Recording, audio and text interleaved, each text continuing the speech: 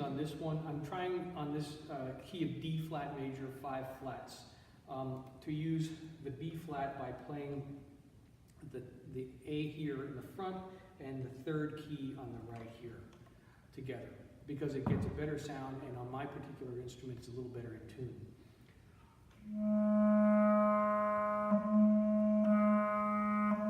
So my regular throat B flat is quite sharp. So I try when I can to use that particular fingering. For the last measure of the 2nd line, there's a high D flat, and certainly you can play it with the regular fingering here, which would mean putting a little bit of a half hole here, which it has on the top key, a little hole here, or rather a sort of a lower circular part of the key, so that there's a little hole here that's vented and open. But I choose to also overblow, so register key only, and then the front key here, like I'm playing an F sharp, but now I'm adding the register key.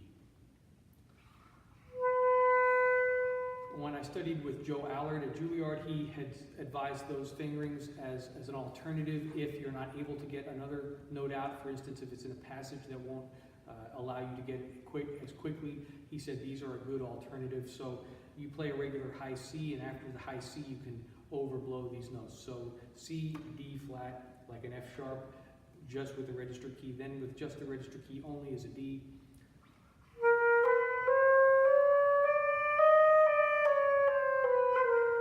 Like that. On the grace notes, try to play these in time and don't accent the grace notes. I'm playing what's written in the music, and I have a question on this, but I'm doing what it's telling me to do. On the 3rd line in the throat register, A flat to a B grace note, my music says B flat grace note, but if you look right below it, an octave lower, it has a C grace note. There have been no corrections sent, at least to me, on this, so I'm playing what's on the page because I'm trying to be in accordance with what they're expecting to hear. Just a few notes on the bass clarinet. Number 1, the instruments can go out of adjustment quite easily, so make sure that your instrument has been worked on and looked at quite thoroughly by a competent repair person. And secondly, make sure you get some decent reeds. A good mouthpiece can make a colossal difference on a very mediocre bass clarinet. So if the instrument is in decent shape, but not the best instrument that you're playing, then make sure you try to invest in a decent mouthpiece, and most certainly get a box, at least one box of good reeds. If you want to message me about different types of reeds or mouthpieces, I'll be happy to talk about those as well.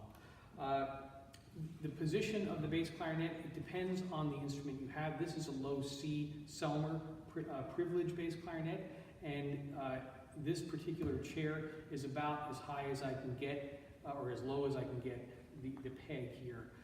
You want the instrument to come slightly under you a little bit, and if that's not possible, then you might have to sit on a book or a second chair, depending on how high your torso is. But that's a very realistic possibility, and so I would suggest that you make plans to do that. Possibly get a book or two to see if you can practice experimenting with different height chairs, so that when you go into the audition room, you might have that book with you to sit on and know that you would be in a comfortable position to play. Okay, I wish you all the best, and thank you very much.